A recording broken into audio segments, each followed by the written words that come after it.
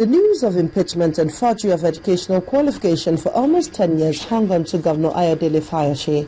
It is on this ground that several groups, including the All Progressive Congress and the Ekiti State House of Assembly lawmakers, petitioned various levels of the judiciary, challenging his eligibility to contest as governor of Ekiti State. In its ruling, the court, amongst other things, held that impeachment of Governor Fayose was illegal. The court also held that the impeachment panel was set up in breach of the constitutional requirement.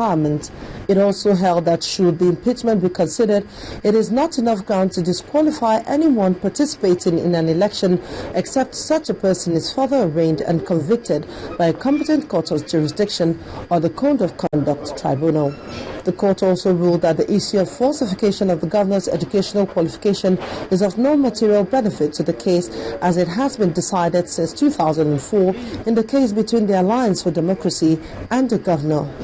The court, in its wisdom, has dismissed the appeal in its totality and resolved all the issues brought before the court against the appellants. Conceding victory, the counsel to the All Progressive Congress praised the ruling as laying to rest the many confusion brought about by the interpretation of Section 182 of the Constitution as to what constitutes a guilty verdict enough to decide the eligibility of a contestant in an election. We all know now that impeachment is no longer, you cannot even use it as a factor to disqualify somebody.